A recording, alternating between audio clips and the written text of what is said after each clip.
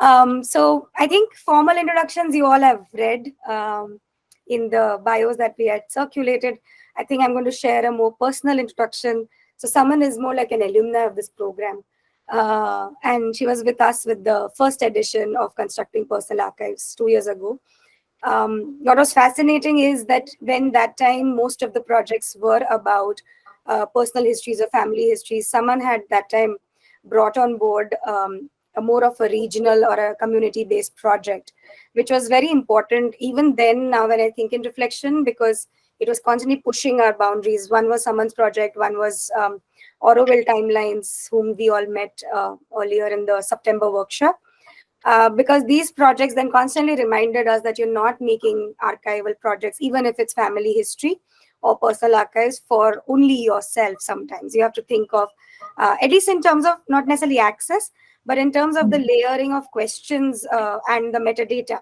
I also remember particularly with someone, I remember when we were talking about the maps that you had found or the objects from the museum or personal collections of the community members.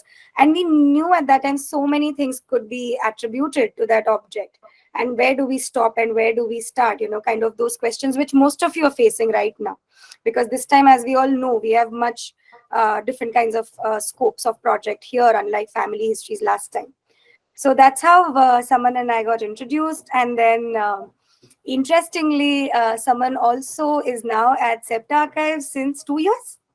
Almost, yeah. Almost 2 years. I think it was just after the CPA, just after the pandemic got over, I switched. Yeah, yeah. So then I want to right now believe that CPA must have convinced someone that let's make a career in archiving. And I think it's interesting, right? That most of you know this, that everybody who's worked on archiving projects with us have taken different kinds of trajectories. Sometimes the projects have grown, sometimes they've taken different roles. So Saman and Soumya are those two who have actually gone into institutional archiving roles, having seen personal archiving. And I think personally why it is important to me is so that institutional archives can start having room for personal stories and annotations rather than only responding to what the institutional prerogative is.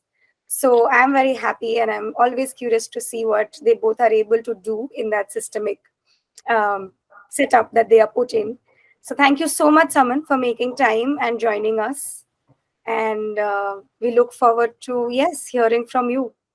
Thank you so much, Ishita, for this platform. I think, and while I understand there would be some things that would be repetitive, but it would be a different perspective because I am coming in from a very institutional archive perspective, but understanding that there needs to be some kind of flexibility and adaptability to the systems that you all want to be able to put together.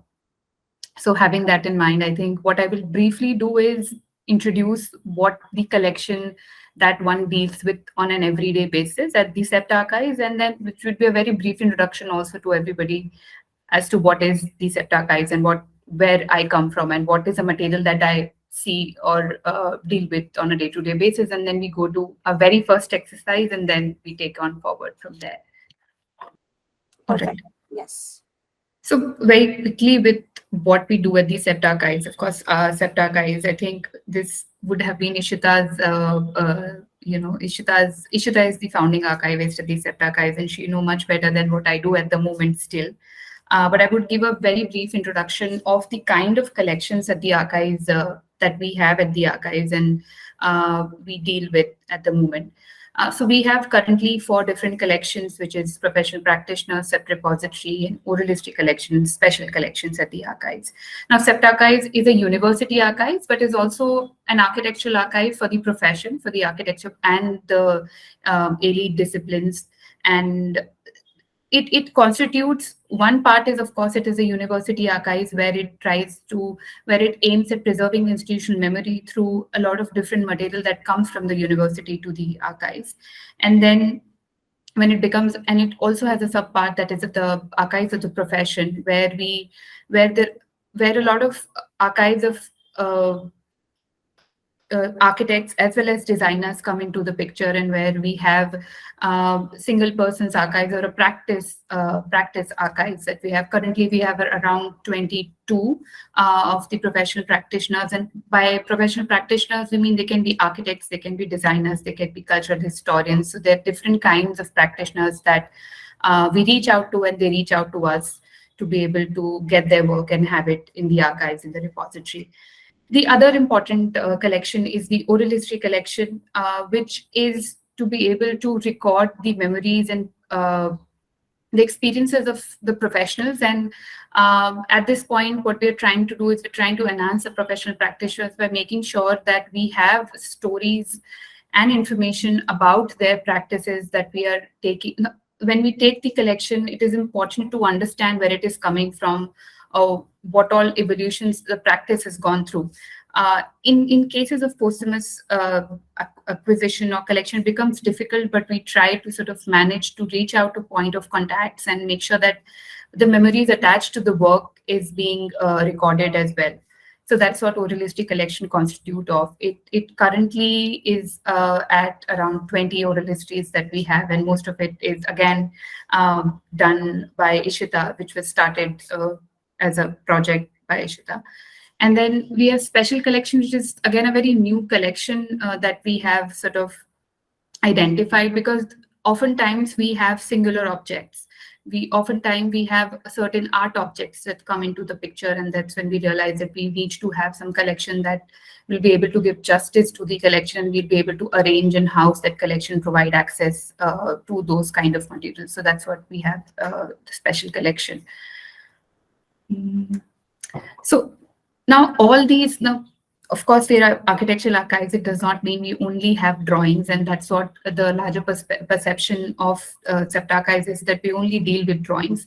Predominantly, yes, the material is drawings, but what we also have with drawings is different numbers of material that comes with the practice. And when we talk about a practice, it is not a singular thing that is happening in a life of an architect. They are doing a lot of other things, and when we archive the practice, is a lot of other things that come along with the practice. So it could probably, the architect must be also a photographer or an artist, or they like doing certain other things, and or just sketching. So those kind of material also becomes the part of the archive. And in that sense, the archives then becomes a little more complete, and then we're not only looking at the work of the architect. So we have drawings, we have models, we have film reels, we have some almost floppy disk, which is like now obsolete digital materials, photographs, reports, and other things like you see, and of course slides and negatives. Now at this point, I think I would want to stop and say that a lot of you have been dealing with different kinds of materials. And when I talk about material, it is both the material which is tangible and intangible. And while we deal with a lot of intangible material, and the tangible material, and the intangible material then becomes oral histories, which are recorded in the form of videos and things. What I would really like for you to do is to just note down the kind of material diversity that is present in your collection at the moment. And I'm calling it a collection because I assume that all of you are putting it together as a collection. It could be, you can choose to divide it into collections and say that I would, for example, I remember Sony talking about that she has a lot of books. And so books can be divided into further collections that talk about, Sindhi cuisine, or talk about, I'm just throwing out ideas. I've not seen what kind of books she has. And so there can be that kind of material listing at the first that we can look at. It would be interesting to see what different kind of materials, not only books. I'm sure she would have certain, I'm not sure, photographs or letters, or I think Costa said that he was dealing with a range of materials that the family archives bought in.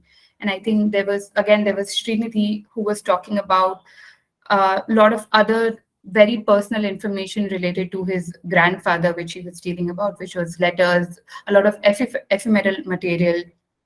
So it would be nice to just broadly list what kind of material, and I'm not talking about the type of the material, I'm talking about the material itself at the moment.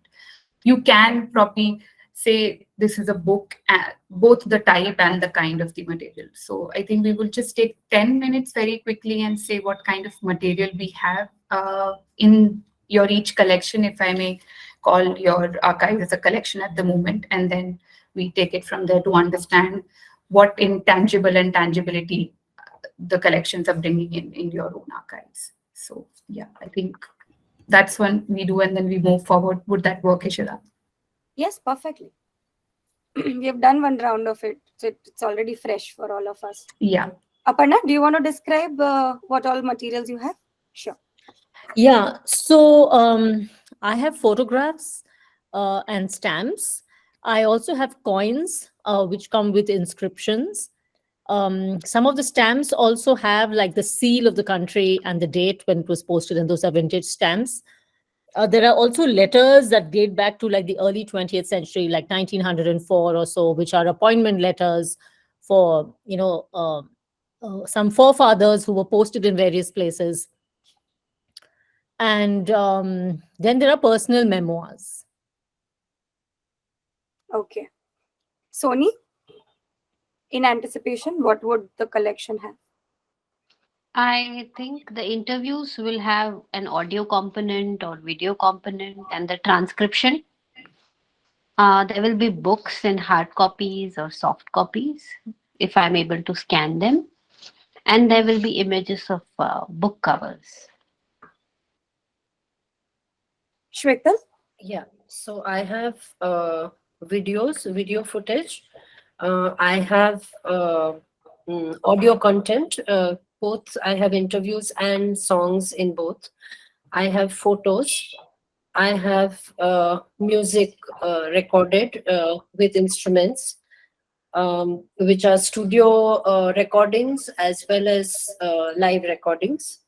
I have articles. I have books which are on history of Navratri in general, and I also have books on lyrics, and I also have books which are local publications. Like each part of town would have small booklets of collection every year of the garbas that are sung in that area. So that kind.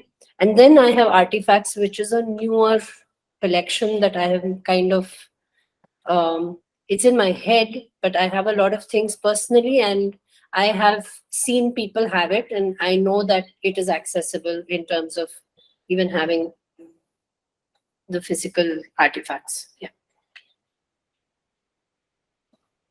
Kaustov?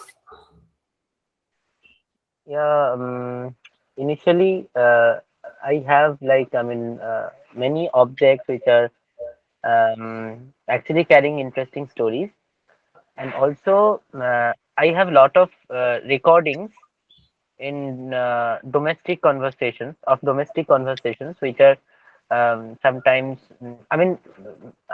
those all are actually without consent, so I'm not going to public it, but those conversations when I listen it in a for myself, so those recordings helps me to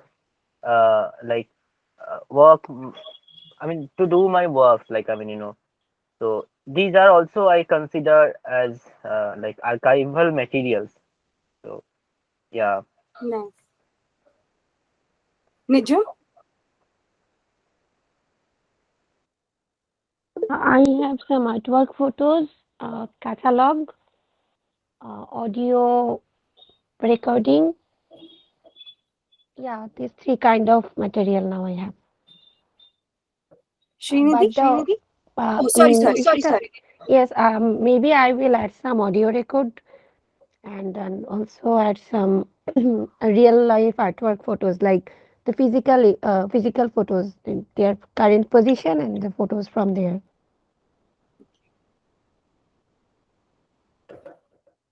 Srinidhi? Yeah, I kind of have most kind of material. So it ranges from artifacts to letters to manuscripts to photos to film tapes to uh yeah, like yeah, a lot of variety of materials, artworks, and yeah, like all artifacts that are of the year, and yeah, it's kind of like all over the place right now. So I'm kind of trying to segregate it based on different sections of material for now. Right, we've covered everyone. Someone. Yeah, so I think there was an echo.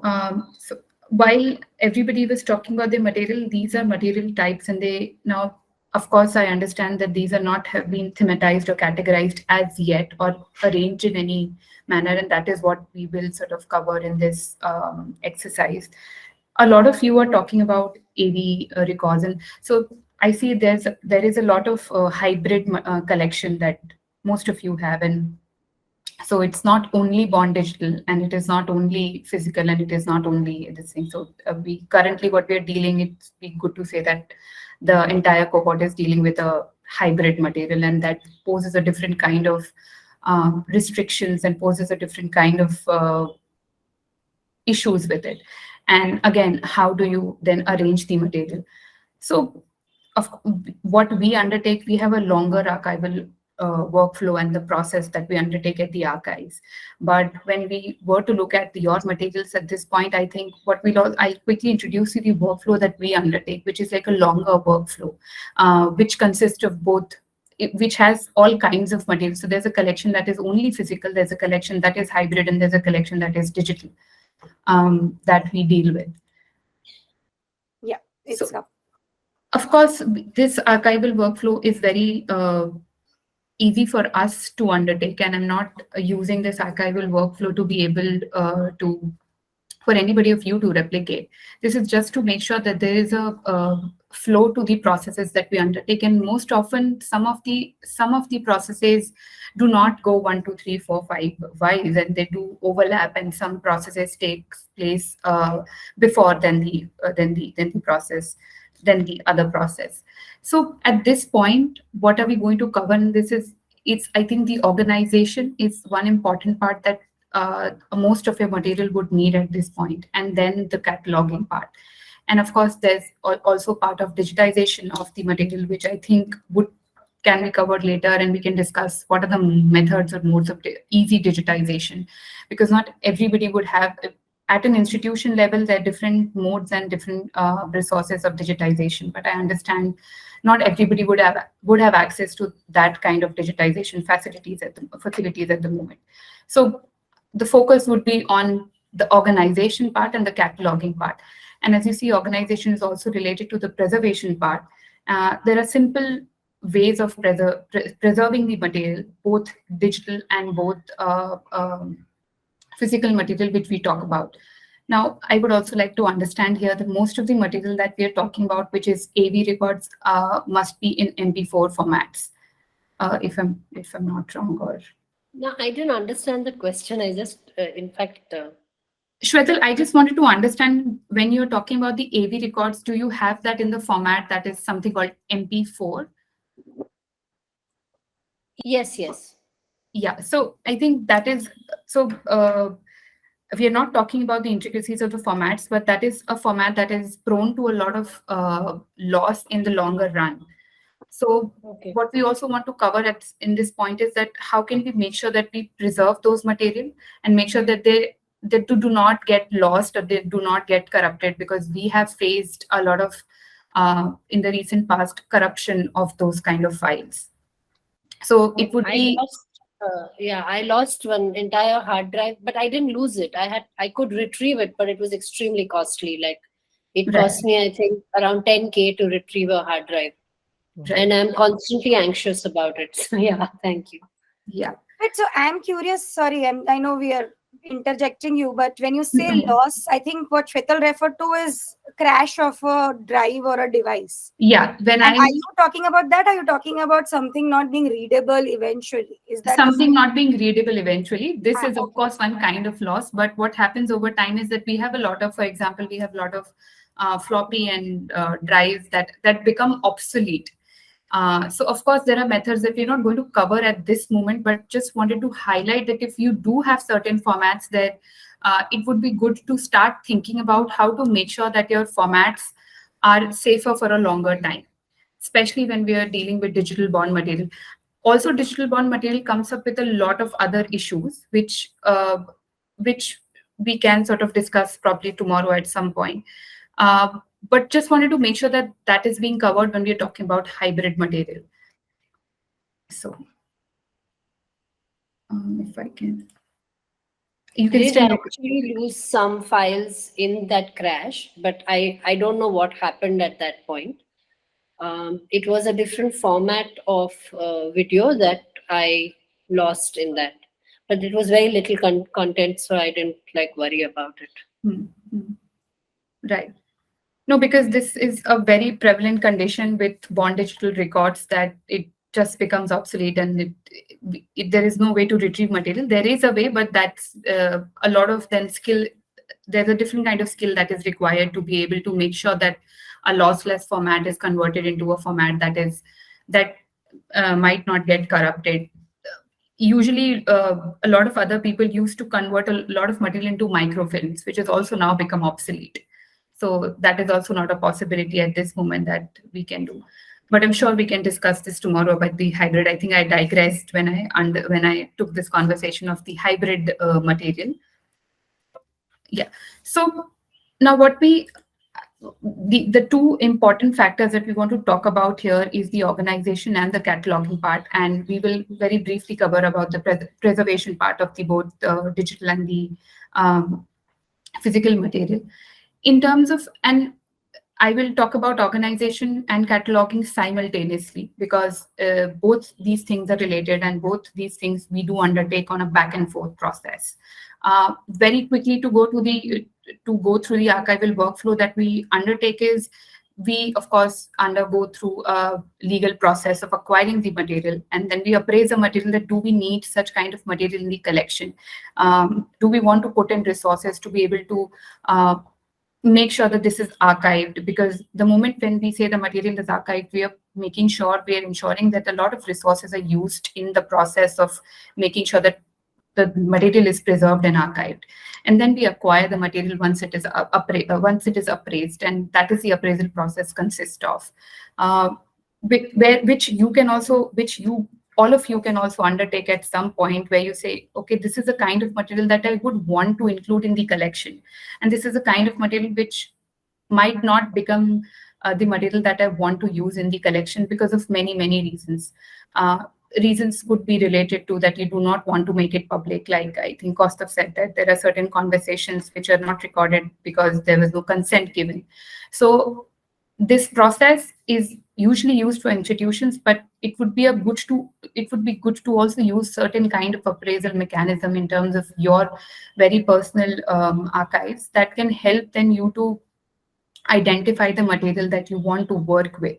So it is not while you have a listing of or inventory of all the material that you have, but you may not want to take all the material forward with you and say, this is what I will, this is a material I want to work with at the moment, and probably I'll come back to this material at some point and appraise it and then move it into the collection.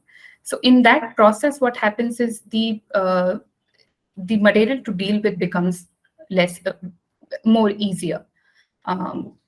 And after the appraisal process, what we acquire the material, and then of course the organization and preservation. Digitization is simply that we scan the material and put a lot of accession codes and all the other retrievable codes to the material so that we can retrieve it. And cataloging, again, we'll discuss in length in some time about the process of adding more information and descriptions so that we can easily retrieve the material. And in this process, we assure the quality and store and then disseminate. And I think this part, the dissemination part at this moment in all of your cases might not be one of the worry at the moment, because you do not want to make it public at the moment, but at some point in the near future. The larger worry currently is to be able to organize and catalog the material for you to go through it and for you to make sense out of it.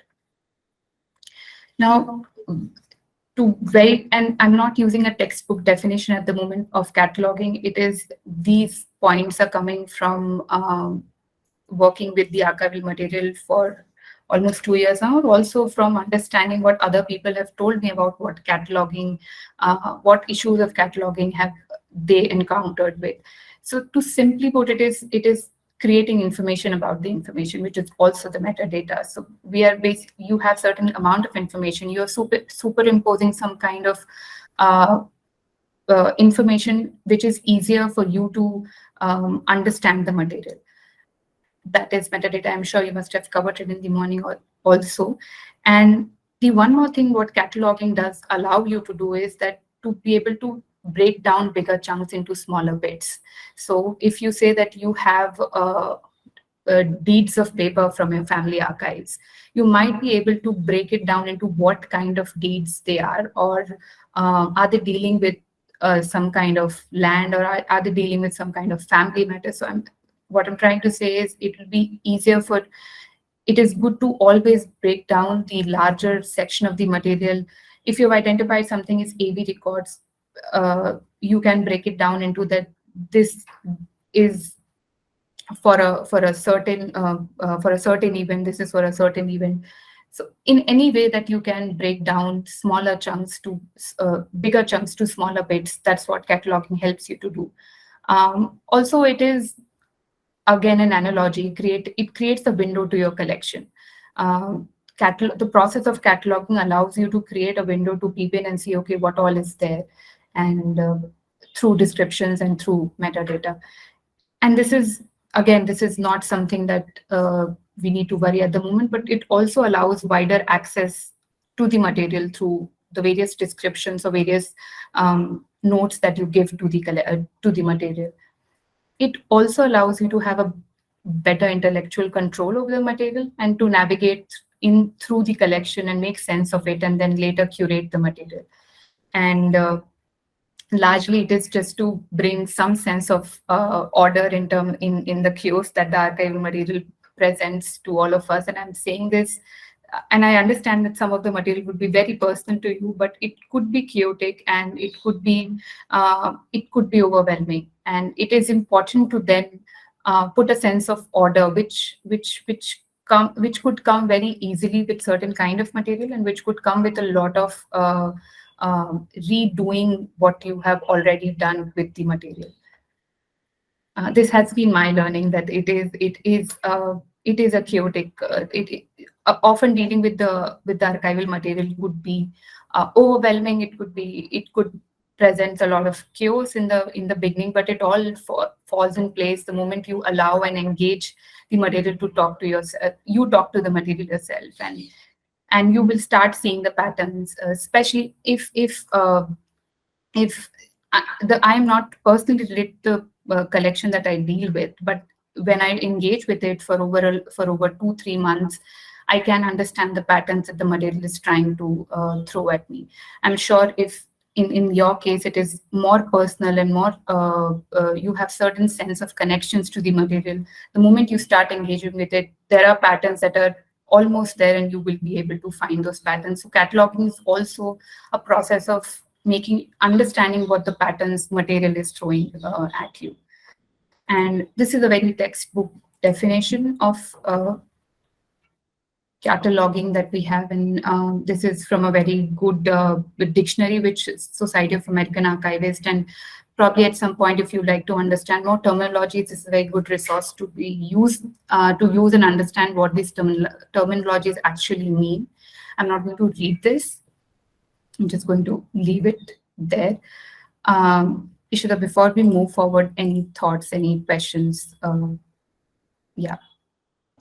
No, I think I just have an observation. I like the word that you kept repeating, which is seeing patterns in your data. And while we think that only applies when you're doing visualization or some creative process, I think I'm able to at least make my own notes to say that, yes, patterns are important even when you are archiving, because it is a form of visualization. And the more patterns you are able to see, it reflects in the way you catalog and store and plan your funds and resources and so on and so forth. So that was my observation for now. I think I'll let the participants respond if they found something important, something they want to clarify. And I would just want to add here that I'm sure you already have those patterns with you. It's just a matter of, or a moment of realization that needs to happen at some point, that you understand. And it just comes one epiphany one day when you're sipping coffee. Okay, this is what I now understand what it makes sense of. So anybody would want to add to this, it would be great. So yeah. Yeah, I think we can just open up this question itself. Has Yeah. anybody seen patterns in their material or their data which is strikingly important or strikingly disturbing, or any other emotion, and which sort of frames the way you look at the archive? So yeah, I mean, I think just to set a context to those who joined in a little later, between Saman and me, we did speak about how this session is again going to pull you out, right? So we were deep into the deep waters in the morning, and we're bringing it ourselves out to ask a question or questions around how do you see your archive, and hence how will you frame it, and hence what kind of metadata fields could follow. So that is where we are. Yes, Aparna and then Shwetal, take over. Yeah. So I think, Ishita, we may have touched upon this briefly in the previous workshop. Yeah. So essentially, like for instance, in some of the archives that I have, there may be some certain problematic areas. For example, some of the antiques that I've mentioned in terms of furniture, if it's vintage furniture, there may be the presence of ivory. So now ivory may have been okay those days, but it's currently banned. So I want to know about the legalities of holding on to something like that.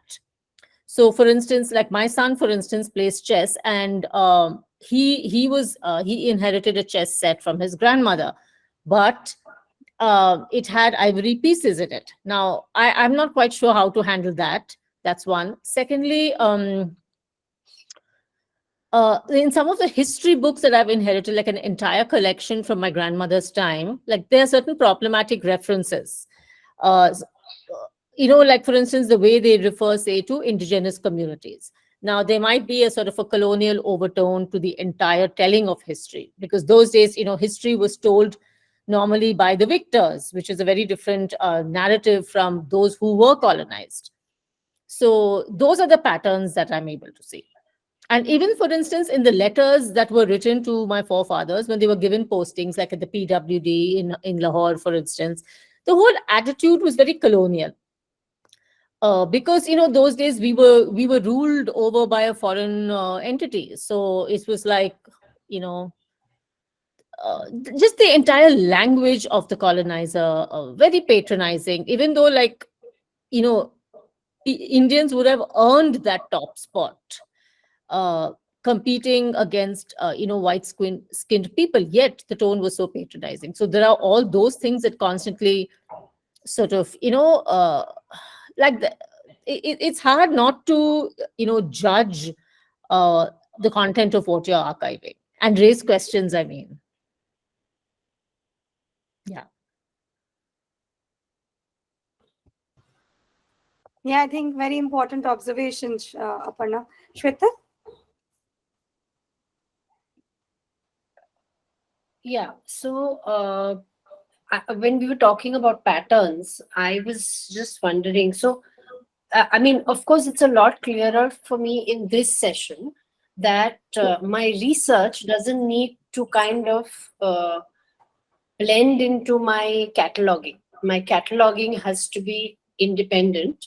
But going back to what I was talking about, context and those keywords, which I thought I might need to put into my cataloging, I felt somewhere all these connections that we make in the research may end up in my catalog in some column, in some, or should it, is what I'm just loud thinking, because sometimes, like, I was just listening to this one garbo which is talking about patola, which is talking about kadla, chudla. So, and then it's a contemporary, it's not contemporary, but it's arvachim. It's a modern, like in the last 50, 60 years, or maybe 70 years that the song has come up. It's not more than 100 years old.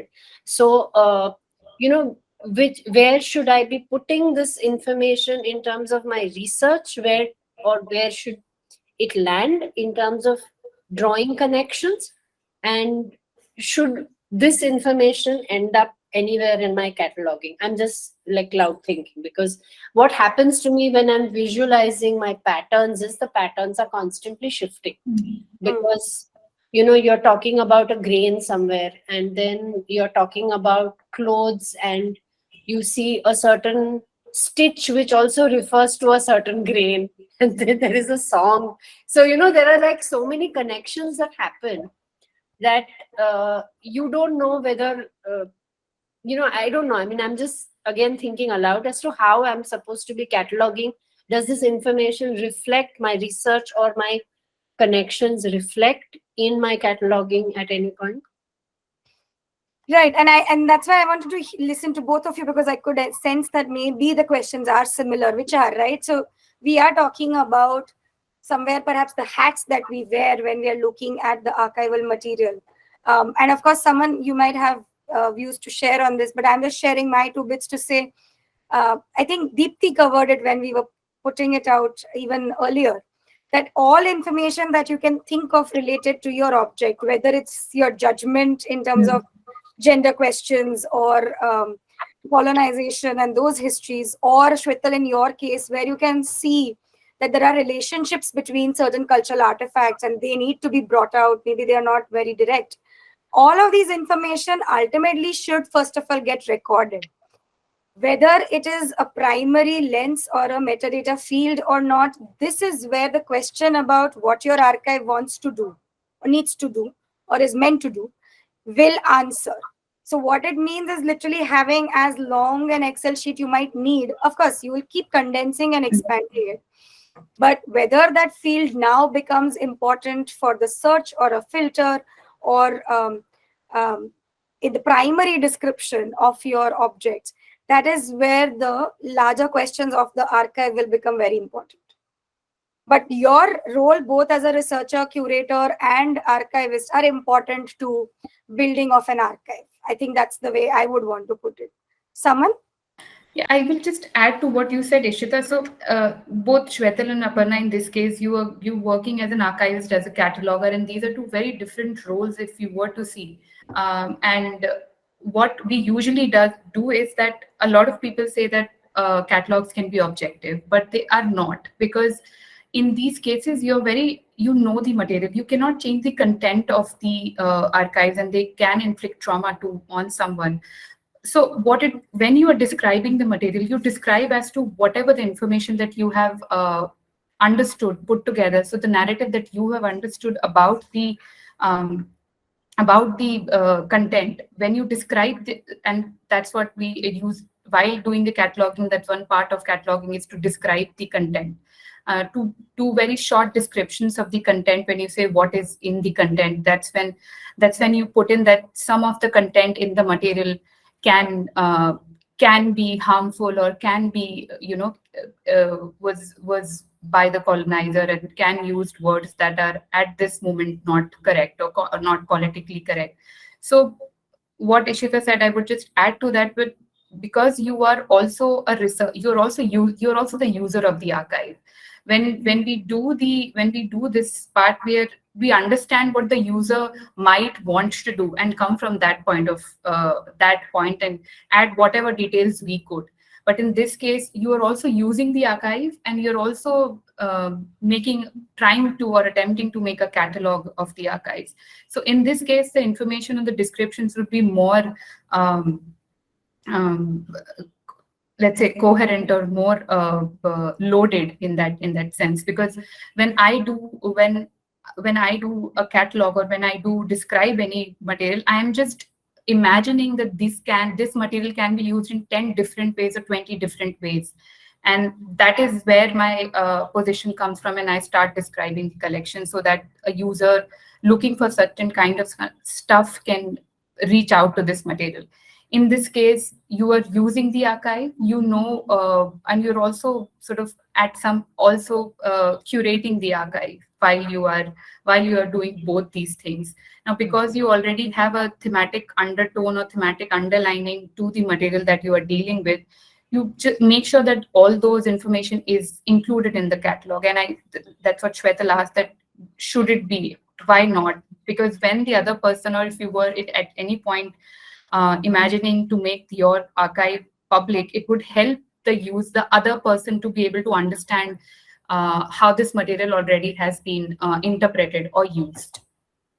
So there is no one way that there are definitely standards of cataloging and making the records, but any kind of information that helps to interpret the material or helps to understand the content of the material always welcome in the catalog, as I have understood so far. And because you both are using the archives, looking at the archives, and also cataloging and acting as an archivist at one point, or also acting as a researcher at one point, also acting as a curator at one point for your archives. So it would be necessary to have all those levels of information while you are doing the cataloging, and that would then inform you also, I think, make your metadata fields more comprehensive. That is what I think. Yeah. Thank you. Thank you so much. Thank you. And I think, Aparna, there are also a lot of archives, a lot of UK-based archives have now started putting out lists that allows you to use terminologies which are politically correct terminologies for the terms that might have been used in the archives that can inflict trauma or traumatic or colonized words. So I can share that with Ishita, and then she can sort of send it to all of you. Thank you so much. So, okay, I think we'll move on to the next bit. So, of course, we just discussed what cataloging is, and I would want to go one step, in the cataloging part and where the arrangement of the material comes from. And this is the most trickiest part in terms of when you start cataloging. How do you start arranging the material? How do you put together collate any material in any form? A lot of factors decides this kind of arrangement, and some of the factors that we deal with is the format of the archives. Again, like we discussed, is it hybrid? Is it digital? Is it only physical?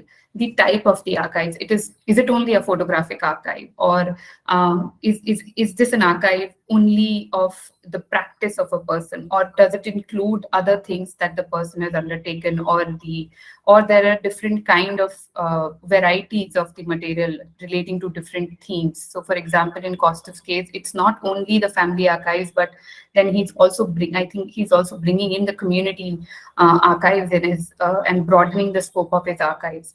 And then, what is the objective of the archives? What is it trying to do or achieve? And is it going to, and the user of the archives, what do you want to retrieve the archives, or it is just or you just want to do it as a task where you collate all the information and keep it, and then can be used in different formats at different point of time. So these kind of questions, I'm sure these have been discussed before in the previous presentation, but we can open up these conversations and try to understand more about there's definitely an objective to the archives which you all are working on, but how do they feed into the way that you arrange the material? Now, there are different ways of arranging the material. There could be provenance, and that is a French term called respect des formes, which basically means that you arrange the material as they have originated, in the way they have originated. So if my grandfather has kept some letters together and some books together, I would not I would just keep them as it is and make sure that those categories, the way he has kept it, would be similar. Or I would say that this will not help me to understand what was happening with his material, so I would go and do it chronology-wise or alphabetical-wise or a type-wise or format-wise. These are some ways of arrangement, but these arrangements always differ, and there can be one random order also to the arrangement, which you can make sense, and you can make sense of. So while these are some of the arrangements that a lot of people work with, a lot of people also work with the arrangements that helps them to make sense of the material. And then all these arrangement needs to be flexible, scalable, and adaptable. So and of course, chronology and alphabetical does not allow you to do these three things. But if I were to do an arrangement that helps me make sure that I'll be able to use this material better. So if I'm doing an AV recording, all the AV material I'm clubbing together and then tagging the material as this is an event material, this is an interview material, or this is again a different kind of event material. This will allow me to do it rather than doing it alphabetical wise or chronology wise. So if we again can go back to a little more discussion on have these being thought out, or what kind of objectives do you see in your archives? And I'm saying archives, it could also only be a repository at the moment, and the use of the archives. And some of the uses can be very personal and some of the uses can be very public.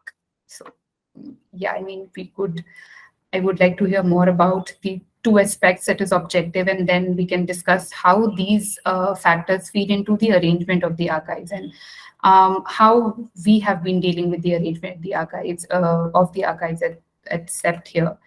And then, yeah. Any questions? Or I would be doing this a lot more to understand where all you're coming from, so that it helps in the next exercise that we're going to do for next 20 minutes. So I think, yeah, it would be really nice if more of you can answer this and sort of come up with and these are not introduction to your archives, these are objectives of the archives.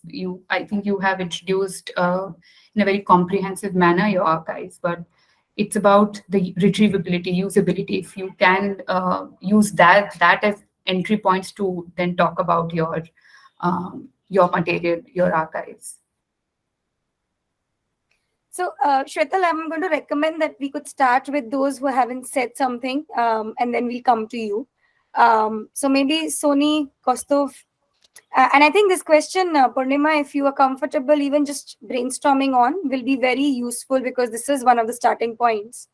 What is it that you see as an end usage or usages of your project? Okay, I think Purnima's got disconnected. Sony, do you want to again just ideate? Yeah. This archive is sort of in the making, as in, digitization of books and everything is happening, and there are many people who are doing it. And ever since then, I've been wondering, what will I do with, taking it up in the form of interviews, by going to authors, readers, librarians, and scholars of Sindhi literature and asking them, well, what is the memory of this literature? Okay, because these are the people who have read it for 75 years. So I see two kinds of objectives at work here. One is a very personal one. Now that I have lost out on, so many years of my life in terms of reading, I didn't even know that there are Sindhi authors and there is something called Sindhi literature. So one is a very personal search. If I have to, navigate these 75 years of literature, what should I do? Who are the main authors I should, look for? What are the themes that I should look for? In fact, that was what I was thinking when you were asking about patterns.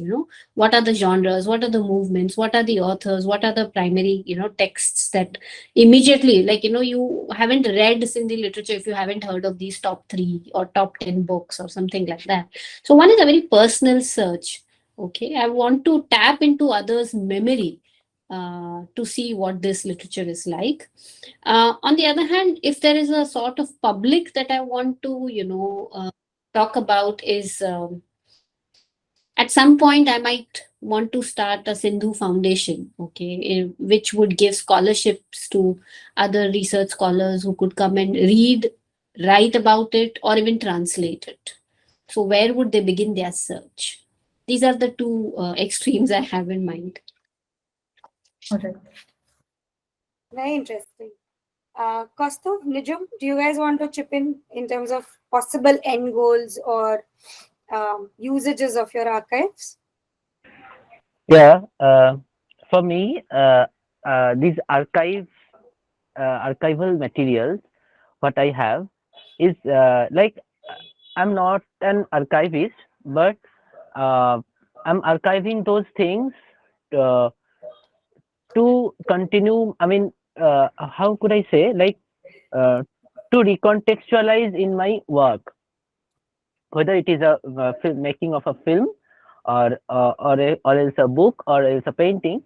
So those archival materials is not just an archival materials, but it's a resource for my work in some way. So yeah, it's like that. I feel like that. And also I'm archiving my own work, like 2000s of sketches or drawings, paintings. So it's also a kind of archiving my own work. And also I sometimes think that uh, what archivist will do with my work. So yeah, so this kind of like multiple ways of archiving things, like I always think like that in some way. So yeah. No, I think it's important. Your project definitely brings us always to this possibility, which Sangamitra also spoke about in the morning, that all projects might not be about public access. And yours is particularly that one where you are creating it for your own art practice. And as you rightly said, eventually, when you become one of those distinguished artists and Asia Art Archive is looking for your archives, so that time maybe this loop will get formed. But that's not something that you worry about at this stage. At this stage, it's really about you accessing the material and what it means to you. So it becomes very subjective. As someone, you were rightly saying, right, that all archiving catalogs will be subjective or personalized in some way or informed by the Right. archivist's context. In Kaustuv's case, it might become very personal. So for all I know, it would be using lingo which only he or his family might understand. And So also, vision is possible. yeah, yeah, and just I want to add one thing, but like the gateway to access my archive is my work. Like, I mean, whatever it is narrated through a film or a painting or a book. So the public, it's actually published, but not in the raw archival, in the form of raw archival materials. So when I am narrating a story of an object which is archival, but through a film, and it's actually recontextualized and like amalgamated with many other things, which is actually connected and connect to my personal experience and connects everybody in some way. So it's also it's not about my family history. It's actually a collective history somehow. So actually, like it's an act of like what I'd say, uh, publishing Assimilation. or making it. Yeah. It's like making it public. My personal object actually getting published in some way. Shwetal, do you want to take over at this point? So, yeah, I mean, my concern, or rather, my thoughts are a little, again, I'm just voicing it out, that I have been continuously, sharing information with public in whatever level I could, and I think that will continue. And what happens is that at the moment that information is shared, there is new information even that comes back to me, because as people respond, so you post it on any of your social media sites, and you get information in return. And the objective is that I feel that this research, because it is on a very popular uh, subject, it's people's subject, everyone has a right over it, and it's continuously changing. And I feel if I am doing research, I shouldn't be holding it back, and I should let it out over there, because it's going to impact the change, which is continuous. So when you were talking about what is the objective and how do you want to retrieve it, these are things which I feel somewhere also impact the way I put my information into my system, because it's a continuous loop that I have seen forms, over here. I mean, I'm just sharing it because these are the thoughts that are coming to my mind, because as I had discussed, Rishita, that dissemination is not like a end goal, but is a continuous process for me for what I'm doing. Definitely, yes. We can have evolving interests also as far as objectives are concerned. And again, the objective could be very personal. Yes, Purnima, we were coming to you. If you wanted to share what is the Yes, goal of the I project. think I think what had happened for us, and then I realized that the uh, archiving process was important, was because we already had a goal. We had a deliverable in terms of exploring the city, right? So, and the deliverable was to put the research into an event format so that the public can also connect, so that there is more knowledge about the community, develop more empathy that is developed, or more uh, general, awareness that is developed. So I think the archival even now holds good in that stance for me, because it's nice to go back to history, because everybody talks about how the community has been much more accepted in the history, but at the same time, they don't follow it even now. So there's a lot of human psychology involved in the process, or involved in where the archival needs to go to. But it is also interesting to hold on to it as one of those strange, sometimes the stories are very strange and the myths are really strange, and some of those their practices are not very heard of, probably for us, no, the cis population. So all of it is interesting in the sense that it creates space for everything to exist, and hence it might hopefully break more barriers in terms of gender. But we've done our recent archival or a research project. We did a graphic novel, which we are trying to get, which it came out as a graphic novel, and two, three others as a podcast and things like that. We're trying interesting ways to see how it can reach out to the people more, and yet can remain as a piece that people can go to when they feel like referring to it. So it's both ways. Thank you. Yeah, I think that explains a lot in terms of why and what you want to build. And I think someone you can reflect on all of that together.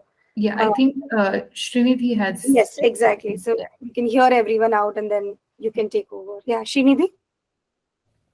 Yeah, so for me, I was kind of wondering what sort of cataloging should I do in terms of restricting access? Because you told the three levels in which I can look at it, right? Like even though in the earlier session, I'm kind of confused as to how do you factor this into the cataloging itself in terms of, let's say, letters that are confidential, like who gets to access it, what are the digitization techniques in it, or just so that a lay, not lay, I mean, let's say somebody who isn't necessarily trained in archiving is handling our archive, just in terms of allowing somebody in as an admin person or something, and whether they can view it or not view it. I think it's important that the cataloging kind of factors in terms of who has total access, digitizing, maybe putting up social media, or who, which is really restricted and all of that. So if you can kind of shed light on that, particularly in terms of what fields and how do you catalog it, that will be great. Right. Srinidhi, I think all of you, there are a different kind of spectrums of in terms of objective and what the archive is going to be, and which is very interesting. And then we come to move to our next part with what Srinidhi pointed out, that how do you arrange and how do you categorize and how do you take that forward. But I think I would also want to add here what Srinidhi said, that who's not trained archivist. I think most of us, Srinidhi, here are not trained archivists, and archiving comes as a practice and not as a training at some points. And I think, I don't know, Ishita, would you agree? It's more of a practice, an everyday practice that, we do, and then you grew some kind of passion and sort of perseverance and have patience to do it, and then you can call yourself that. And I think nobody is sort of trained in a geography at this point. There are no such trainings in such sense. I mean, Ishita's is one that you train a lot of people to get interested about archiving, at least. So Yeah, that's why I'm calling it an incubation program. Right. And Yeah. not necessarily a training program. I No, mean, I guess that thing that, trained archivists, and that's what I wanted to sort of highlight. A lot of it comes from rigorous practice and having, yeah. No, I think there's Sorry, a lag. I think I think wanted to highlight that it was about the trained archivist and the kind of it comes with the practicing. But yeah. Yeah. I mean, obviously, I'm giving a very different kind of an answer. First, I agree. Yes, most of us, I don't know for Deepthi if they went through an official training, but yes, most of us are pursuing it out of passion and practice. There are few courses in the country, but not enough and comprehensive ones. So I really don't even know what is the comprehensive training for archiving, to be very honest, including the institutions whom we met in Europe, UK, or in speaking with in US. It seems like everybody does come into this space, as you rightly said, as a form of practice. On that other note, yes, Godrej Archives and Godrej have been talking about it a lot, and it's very heartening that they have made one step into the doors with a university who's now offering a course in archival practices, and we'll see how that training comes about. Deepti, sorry, I'm putting you on spot, Yeah, but you guys train? Is there a course? no, I mean we've been privy to a lot of these courses, but in all honesty, I think which is why we've made it very clear that it's not worth following what is taught because it never gets applied.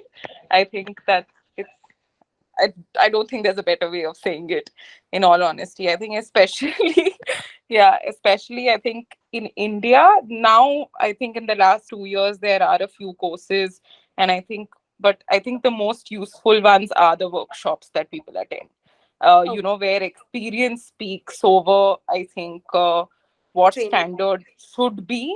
Yeah, because I think, like we've established, every collection is different, and I think if we look at this room of people also, I don't think any standard catalog will apply to any will apply to everyone and all. You know, it is that one size does not fit all in cataloging. So I think where the training helps is just from the point of view of understanding the reason behind documentation, and definitely, you know, sort of figuring out, okay, these are the standardized metadata fields that we usually wouldn't not think about is something that I think training can. But like I said, I think that workshops like these also can bring out. So yeah. So and just to close this on a more humorous note, because we all keep having this conversation from one forum to the other, at Milli, we have all now finally found that favorite phrase, which is accidental archivists.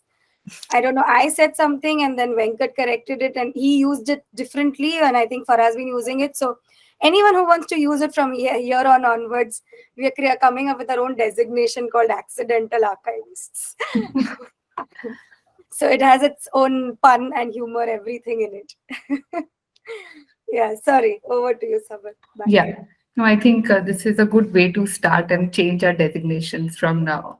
So, okay.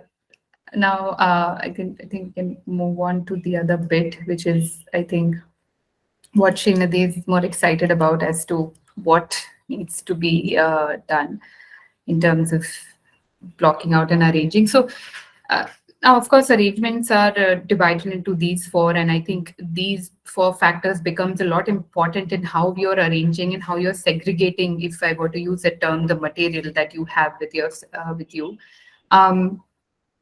So this is a very simple level of arrangement that I've put together here, and how also I would like to then throw some light on how we arrange the material so that it gives a sense of having different kind of complexities that we deal with, but we have at this point made sure that we do this kind of arrangement for the moment, and if we need to change it, we can change it later, but this is how we do it at the moment. So if I were to consider the largest section of in the archive, I would consider it as a collection, and then I would break it into sub-collection. Now, sub-collection, as you say, in SEPTA Archives, sub-collections are basically individual collections under each category that we just previously discussed: professional practitioner, repository. So the collection becomes the largest subset, and they can be multiple collections and then multiple sub-collections to it. So if I were to say in Shwetal's case, there could be collection which is emerging from different themes or there could be collections that are different, that are emerging from different eras or different timelines. And then they can have sub-collections that might emerge from different thematic organization of the material, uh, or can arise from different kind of material type.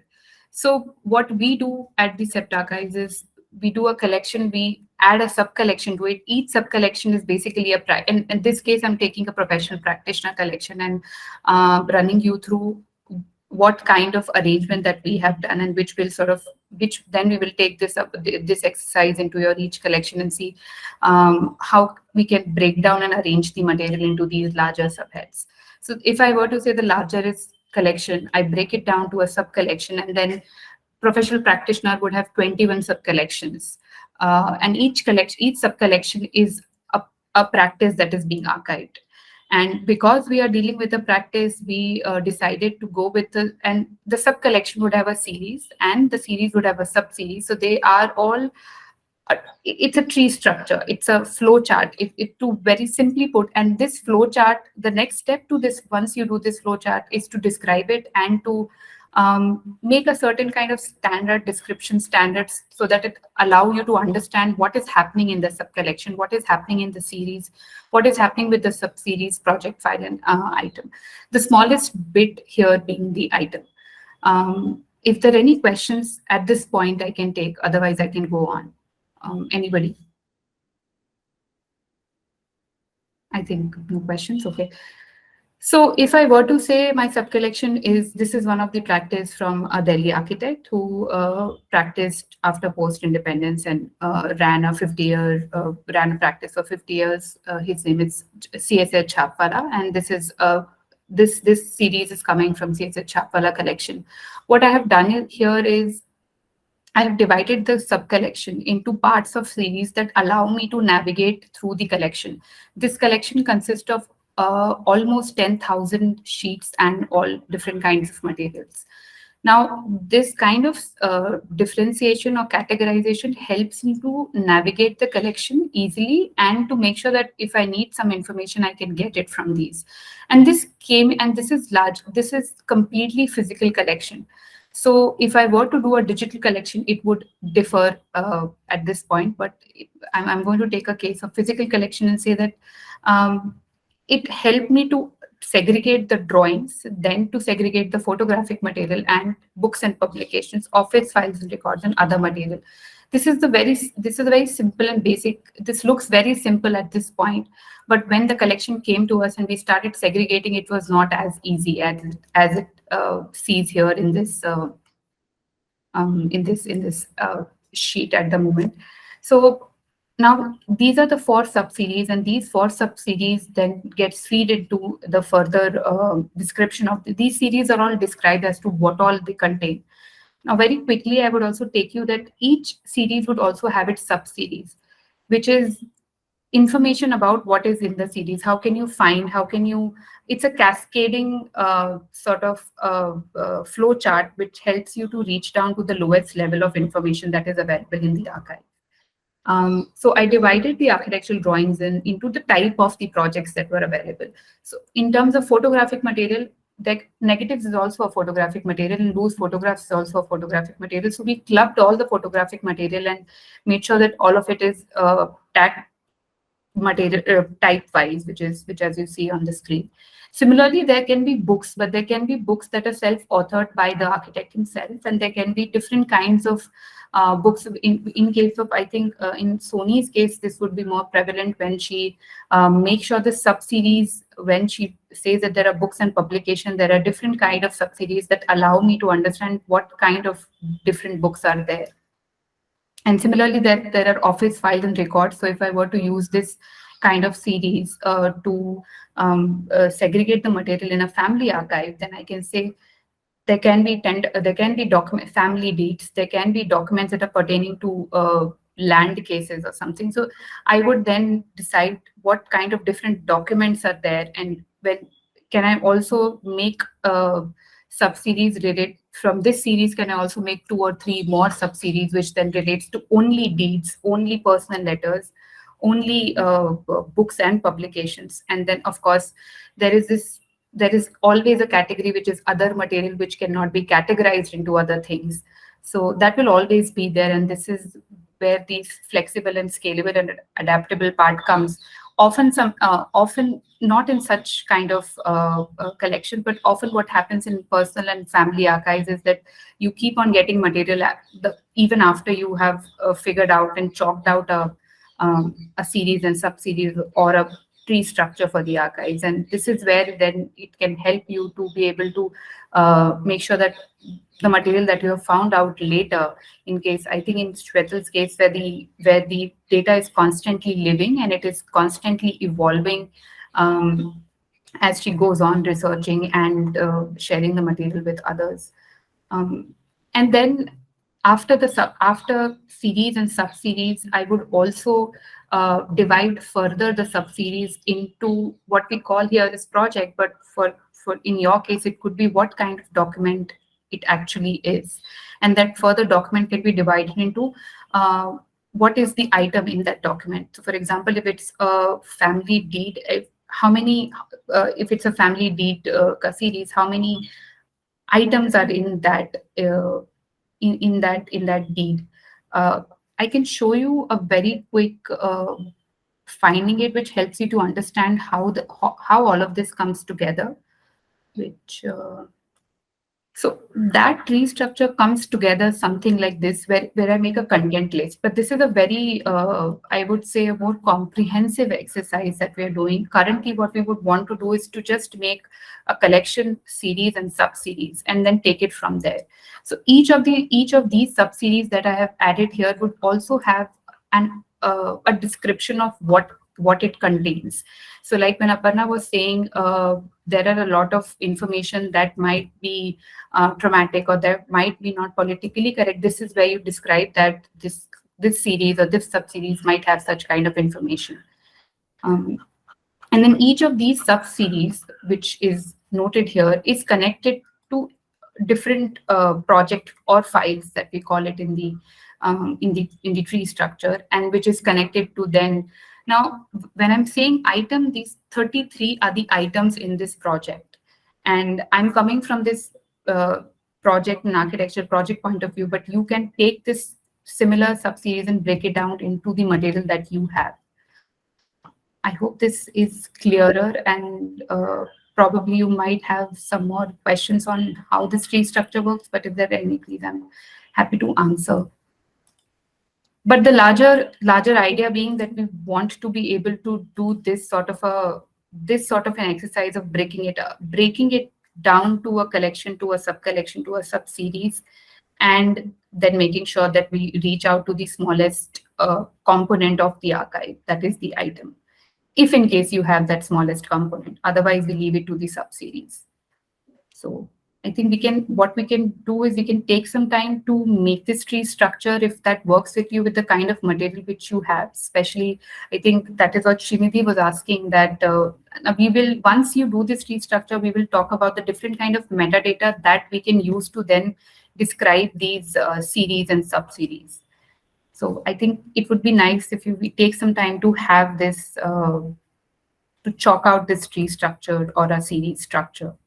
Yeah, perfectly fine. And I think this is also a good time for everyone to refill some caffeine if they are used to it.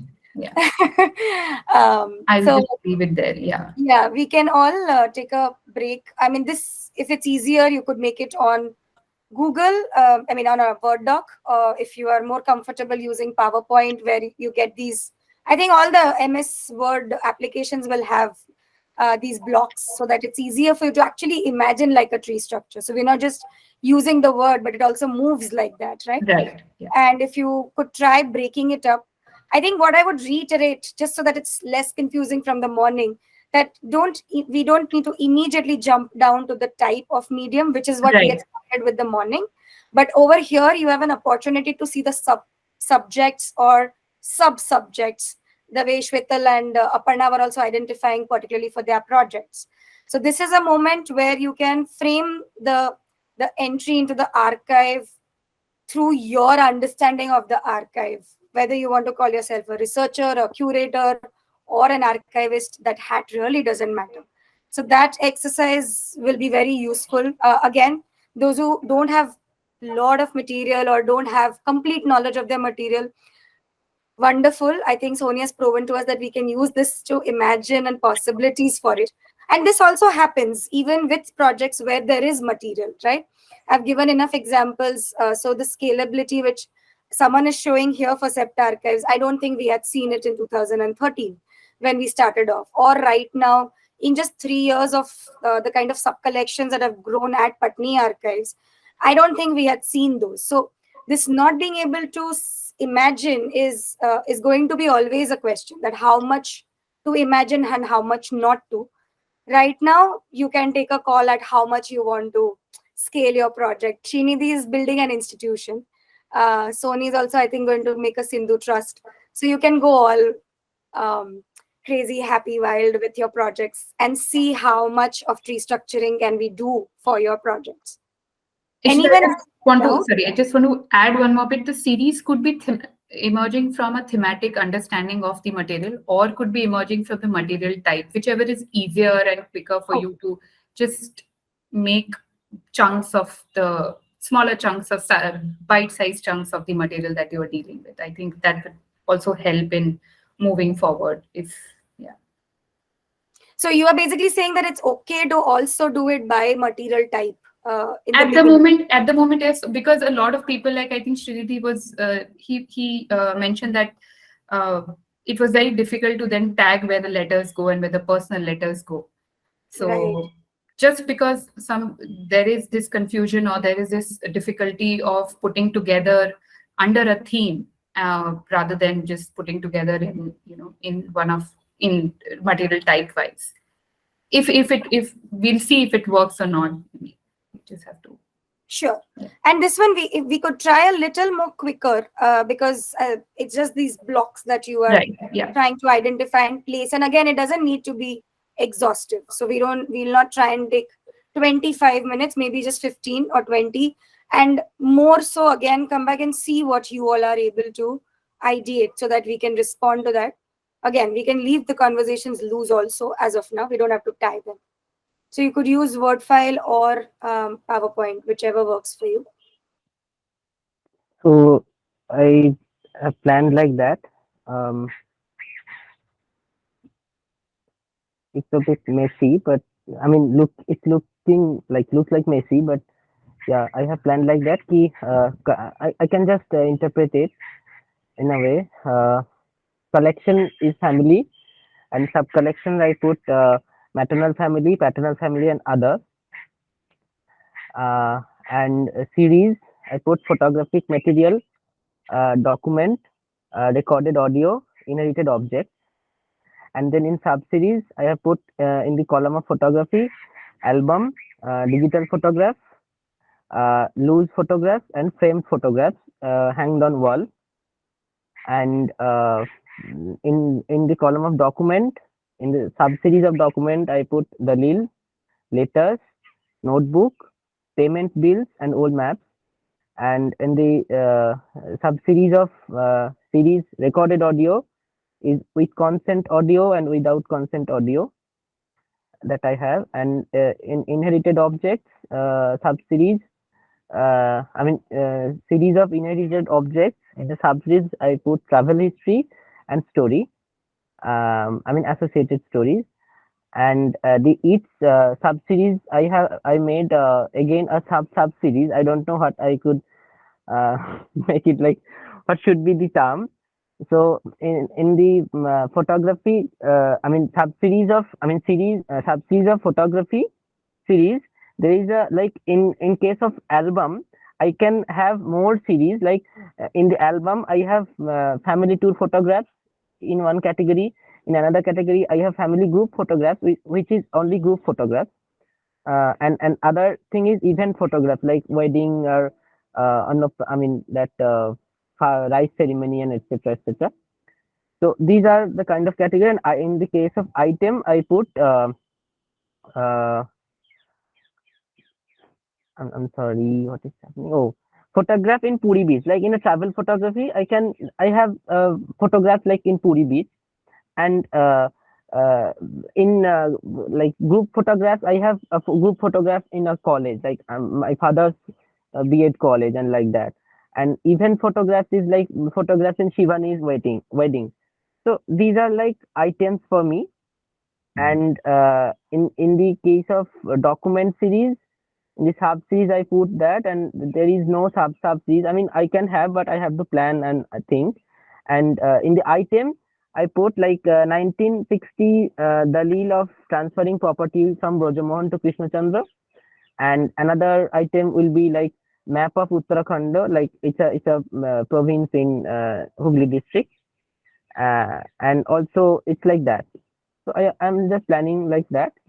It's helping me to like renegotiate the materials I have, and it could be an outcome of my like a new series of my work. It's really helpful. Yeah, the categorizing archival material is also comes out as work series for me. Yeah, thank you. Thank you, Kaustav. That was quite in your own ways.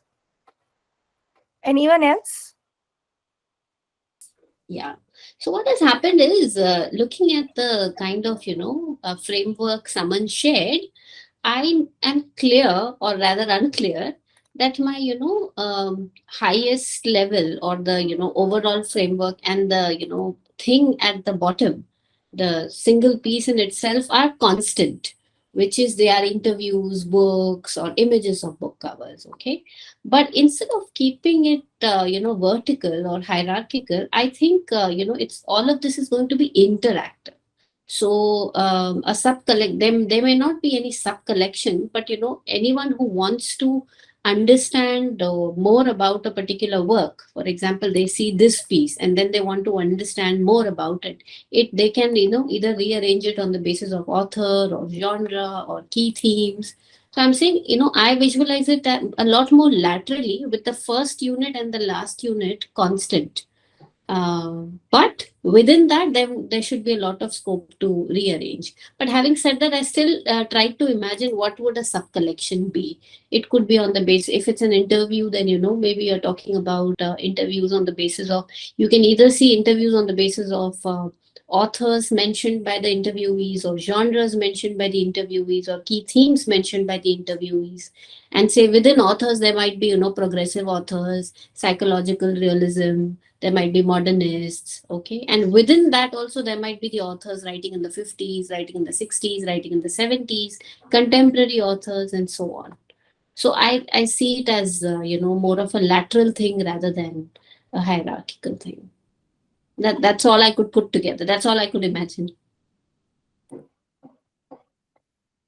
I think that is a good start. I mean, even as an imagination, both the fact that you are seeing it through time, and then through, of course, through genres and through the type of material. I feel, Saman, what do you think? I mean, already that is quite comprehensive. No, I think both Kaustav's and this are two important questions that it's when you have a hierarchy, it need not you need not stick with it.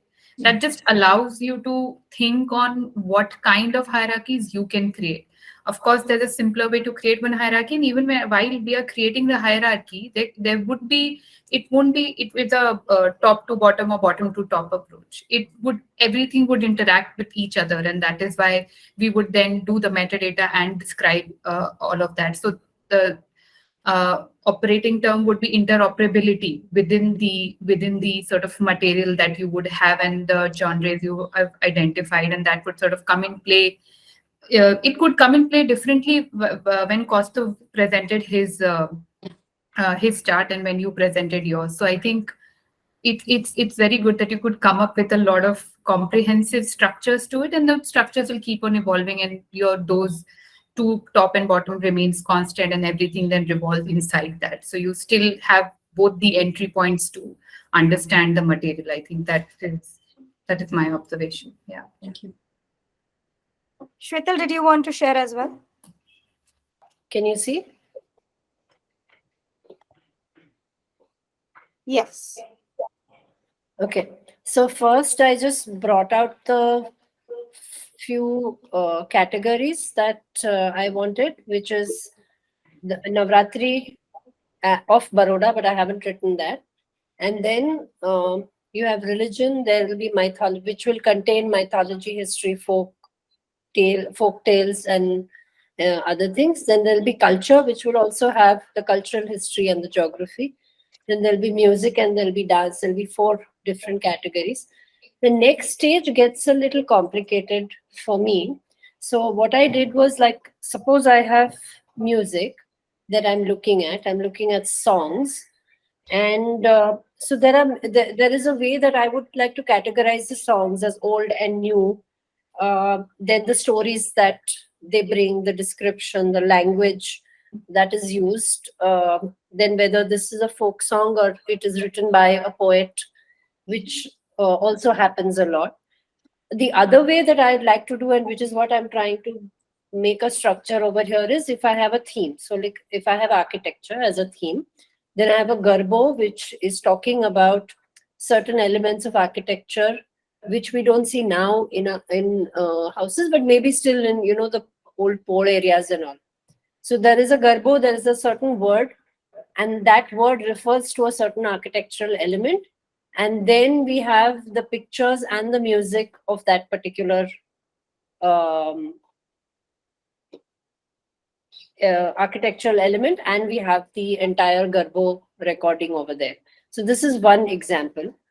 I don't know if I have done the exercise correctly or not, but this is how I was thinking about it. Like, it, and I think it has to go again in reverse. So, like, it doesn't have to be only that, we have these, so there's architecture, or as I said, I was talking about food last time, that there could be food grains that you're talking about, or food practices, farming practices, which come into Garba.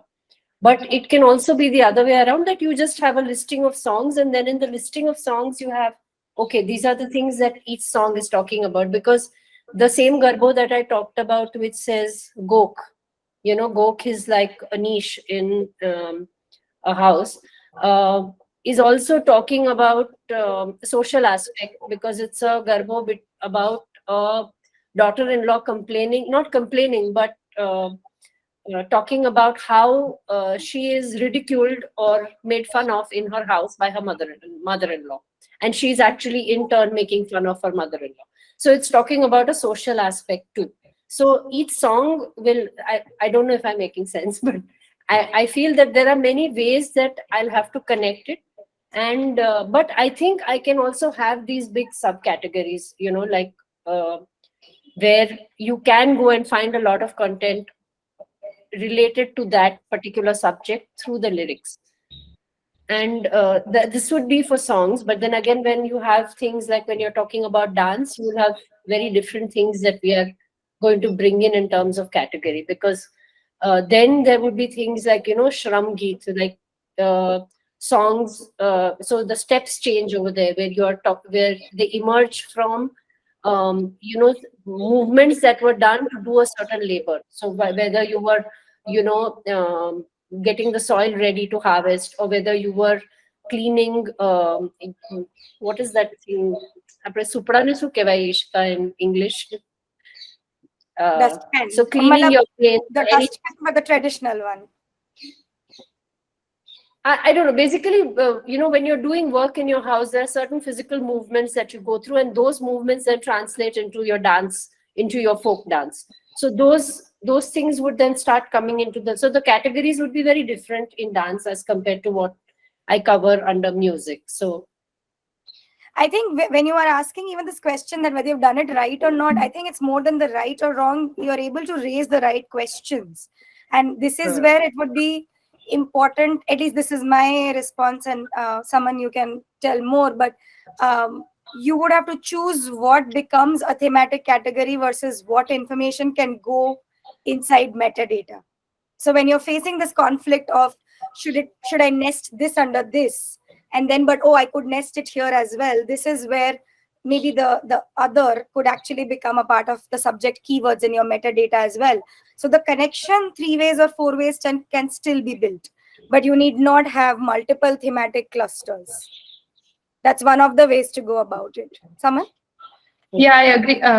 First of all, the idea of doing it right or wrong is not there, Shweta, because I would do it differently, you would do it differently, and if you give it to Ishita, I mean, I'm sure she would do it differently, and it would be right in all sense because I would want to navigate in the to the, through the collection very differently, and you would want to navigate through the collection very differently. But the idea is to open the flow to all the possibilities that you begin to see the moment you start doing this structure, and then also the possibilities will become little more structured, or you will realize, okay, this would not work, because when you want to use the data, you would want to not use the data from 10 different thematic subheads or categories. You would want to look at through just architecture. So probably that will happen once you have put down all the possibilities that you have been thinking, and once you realize that, okay, this is the best way to for me to navigate at the moment, and it might change later, but that does not stop you from doing the structure or in the first place. Because every time you look back at the collection, probably after 3 years from now or 4 years, you will see, okay, probably the structure doesn't work at the moment, let's change it.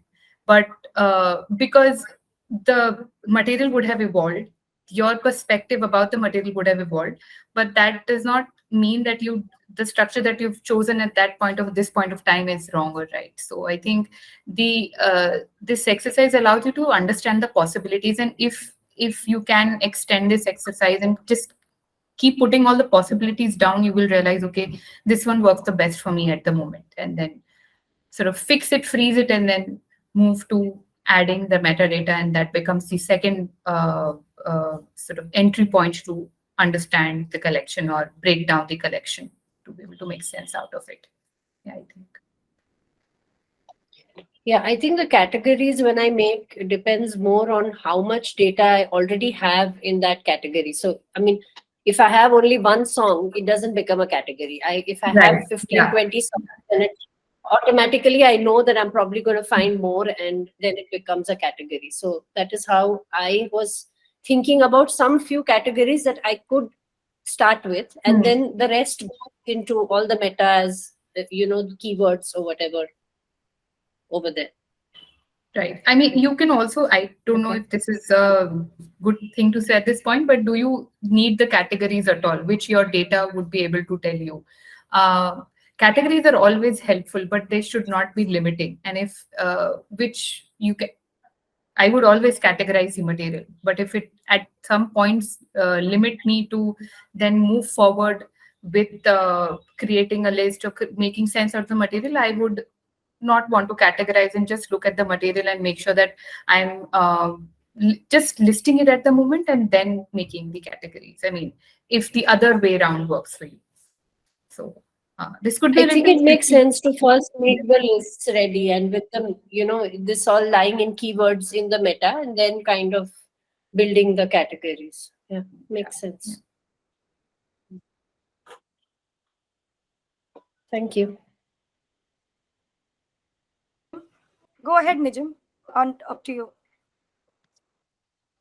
Okay, so when I checked the materials of Lipi Mahboobs in last October, then I decided to keep it in until 2002.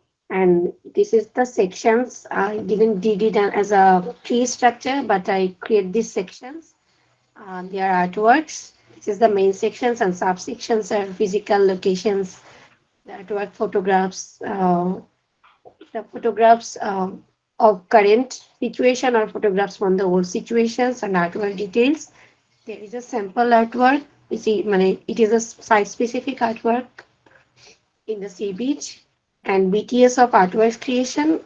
This is the gallery which is not exist now, and this is the first installation art by Mahbubur Rahman in 1994. And then I create another section, initiatives by them, both Lipi and Mahbub. This photo is from Nepal. So I have a section here that oral, like what is the story. I keep the interview, some interview already I have, and then I form it in a text and the photographs from this situation if this is available. Then the personal stories, I have two kind of personal stories. the execution part is oral and then text and photographs, but personal stories about their personal surviving zone without art activities. Art is the production, but their personal life. This is their international activities section. I have some physical materials now. So this is a catalog. I just click it here, but I need to scan this or I need to preserve this physically if they give this authenticity to me. But now I have some catalogs, and then this is the present materials like photographs or memories from nowadays, which is exist in the earlier. Like this is Bangladesh Shilpakala Academy's gallery entrance, which is not exist in 90s. Like the you can see the earlier photograph in the installation photo, and this is the current photos. So this is the entry. So I want to took the photos of their homes, residence, their old houses, this kind of photos, and then there another kind of personal stories related to art and artists. This is also in oral format. Some are on text. Like this is writer Shaukat Osman.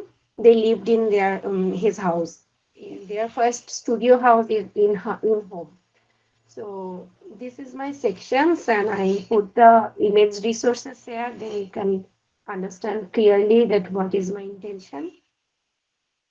So this is complete now. Thank you, Niju.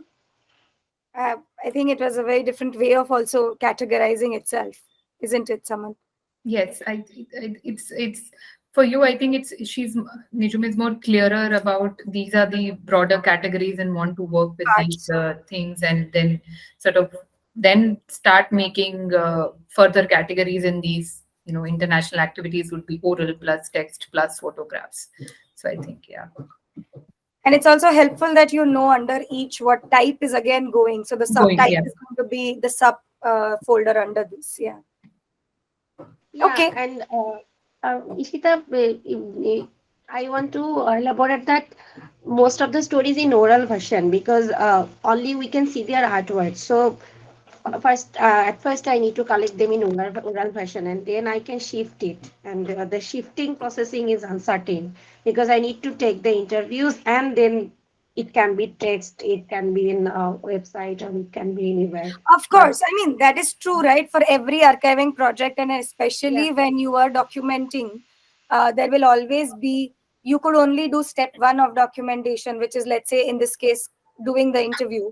So you edit that and make it available, and then again, when you have the time and resources, you might get into transcribing it. But at least having that intent usually helps. That yes, one would want to make the content available in more than one formats. So that I think that applies even for digital physical. When we have digital material, a lot of archives do take prints and keep a copy because we know that digital is still very unreliable in many ways. Or when we have physical copies, we make sure that we digitize so that we have. So that, I mean, at least in the way we have been using the word, we call it reproductions every time. So your original source is the oral recording, whether it's an interview or an oral history or any other format. And then you're creating reproductions, but because reproductions are as much archival material as the original, or forms of archives, if you want to call it. So it's good to plan for it the way you have already mentioned it, so that at least you know that that's the variety which you have to link. Okay, thank you. Thank you. Over to you, Saman. Yeah.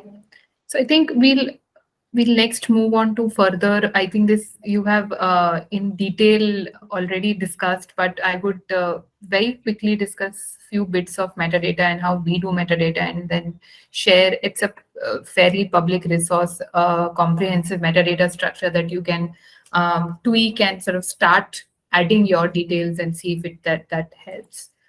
Okay. And also want to restart the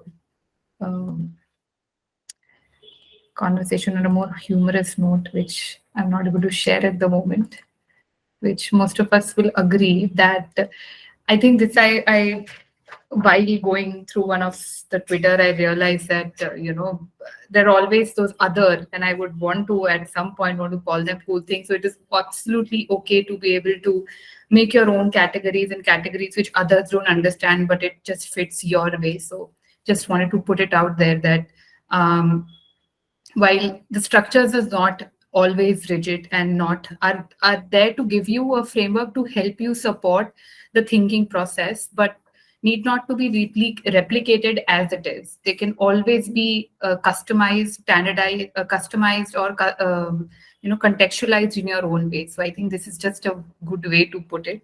So yeah, just wanted to also I like this this cool things bit that Bridget has written about. So I just wanted to share that here.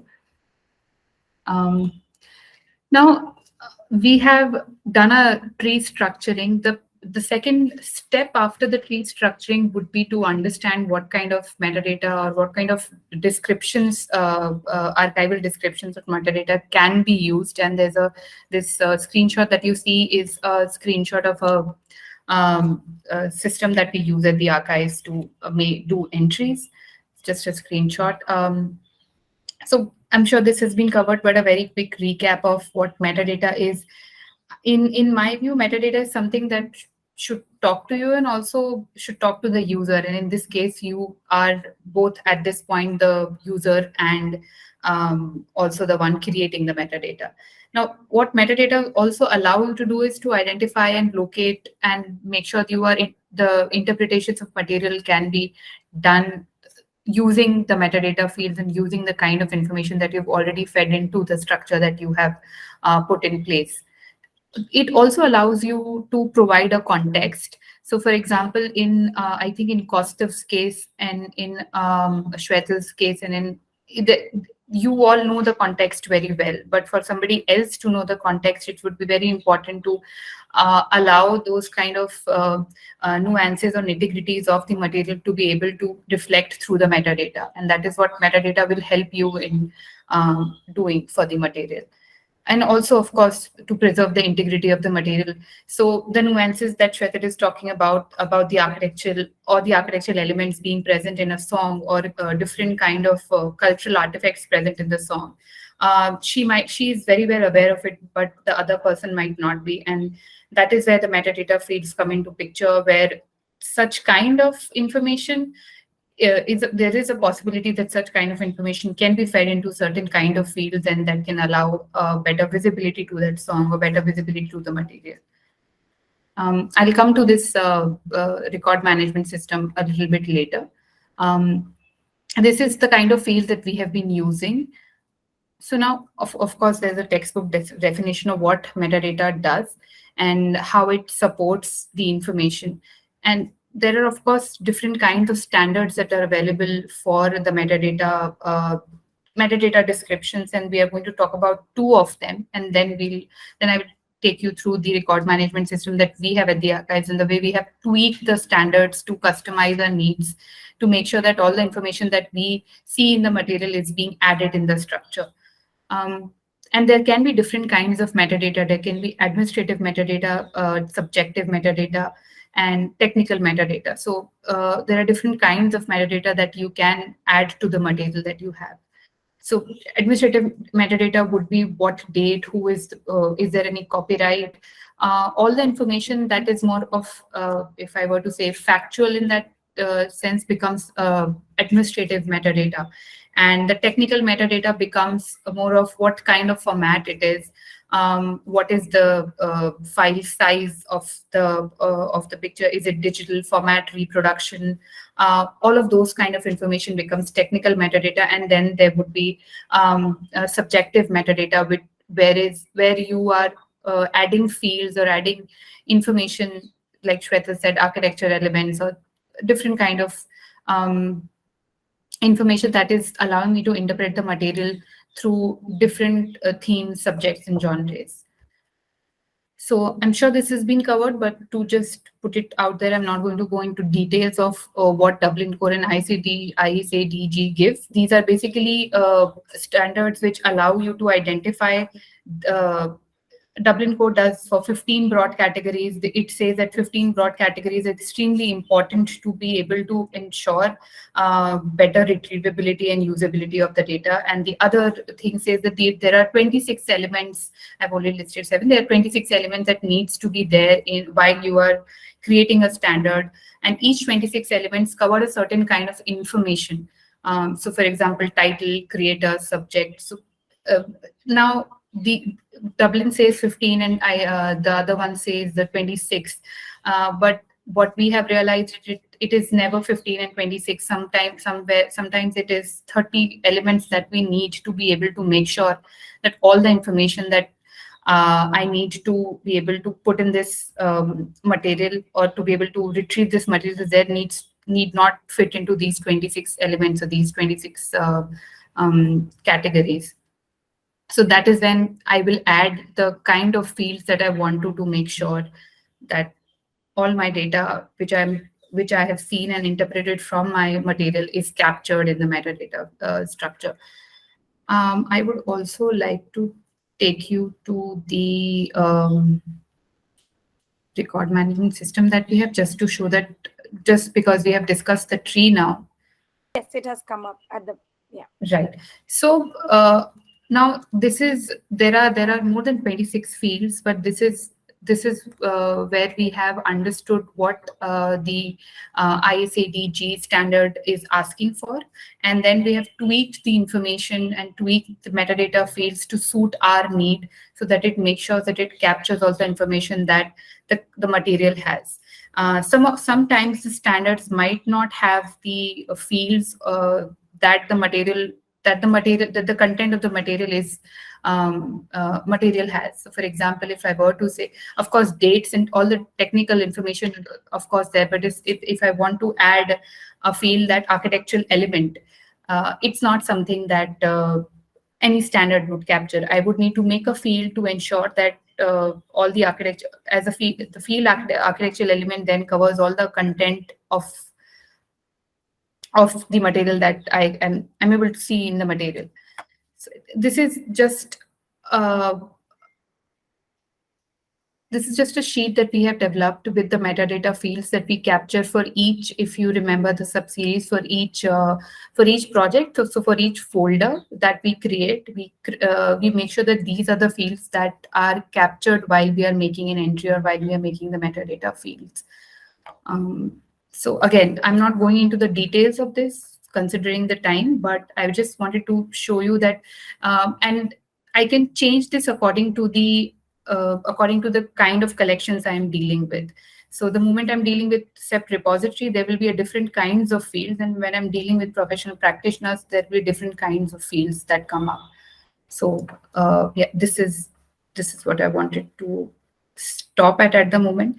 I would also want to share a very public metadata template which you can use, which is provided by UCLA for a grant. Basically, they do a grant for modern endangered archives, where they have covered in a very comprehensive detail all different kind of identifiers and fields that will allow you to have information captured, considering that you're dealing with different kind of material. So I'll just share that link also here, so you can go through that link, and then we can have a discussion as to do you think that these fields work or not. I'm going to share it in chat, and if you all, because it's a vertical sheet, it is easier for you to open it on your PC and look at it. So it's a very long list of metadata, and we're not getting into details of but what it does is it includes a lot of material, it can allow you to understand what are the different kinds of fields that can be used to capture information from both tangible and intangible data. And it's quite comprehensive, it's editable, it will allow you to also ensure in what way then you can start categorizing your material. We started with categorizing and then looking at the metadata fields. And you can also do this exercise backwards when you see this as a document, and understand, okay, this metadata document is asking me for certain stuff which I do not have in my material. Yeah, so that's what I was coming to, that the process can be both ways. Once you look at this comprehensive metadata structure, it can allow you to understand that your categories are not working according to this metadata. So you would go and tweak it, or you would go and tweak the file. So you can just have a look at it, and then we can discuss the different kind of feel that it gives. Yeah. But this is something I want to leave them with, so that they can start adding their information. This is one kind of metadata template that is publicly available, that they don't have to sit and create, and probably editing them or using this as a base to create then their own would be much more helpful. And making sure what kind of fields could be added or could be given away with.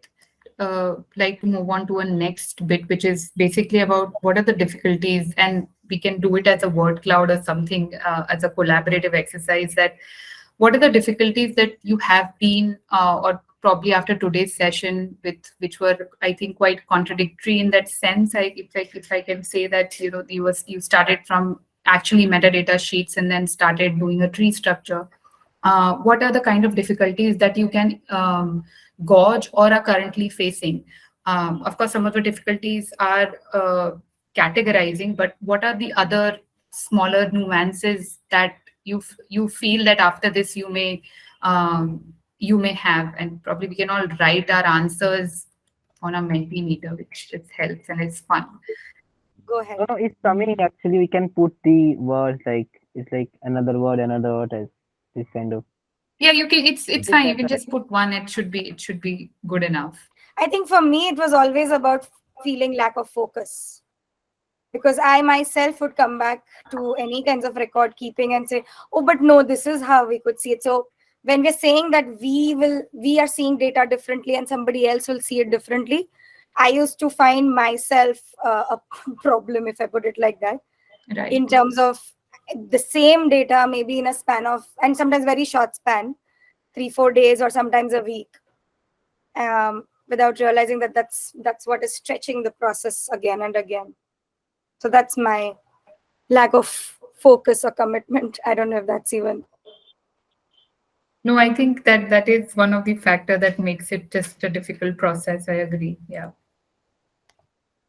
If somebody else is doing it, you can fight it. But when you are yourself doing it, I mean, you should be able to fight yourself, but yeah. Yeah. I'll just share some other responses that we have received so far. So yeah. Someone has written, teams make it messy, which I agree and I don't agree. But yeah, it can be messier with a lot of people working on the same thing. Yeah. If that's what it means. So we have attention, which I think, Ishita, was it you? Is it the... No, I haven't written. I was just helping by speaking. No, I haven't written. So I'm not the only one when it comes to attention. No, agree. It is something which needs a lot of time and lot of focused time, which might not be available all the time, and which you might not be able to do all the time, and sort of just you have to make time for it and sit on it. I think we have good enough responses, and which now I think it's would be safe to say that it is the categorization, the messiness of it, yeah, and the variety of information.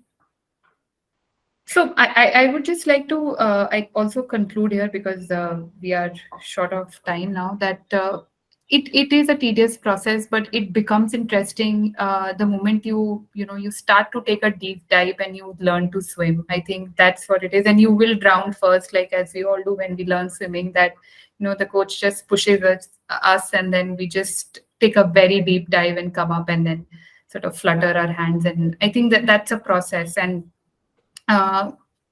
it would be easier to do a structure, right or wrong doesn't matter, and start with it, and even start with the basic metadata fields, and putting in information, and then keep on evolving it, because there would be 3 or 5 iterations or more than that, and then you will realize, okay, this is now I would want to close, because you're also working with your own personal timelines, which you can stretch or not stretch, which I don't know. Ishita, is there a timeline or something like that, which always sort of is difficult in such personal projects, which, so yeah, I think that's what I want to conclude with. And if there's any questions in terms of the metadata, we can always have a discussion. You can channel it through Ishita. Yeah. Thank you, Saman and Deepti, for such an intense power-packed day, as we had planned, and you really fell through with it. Thank you so much.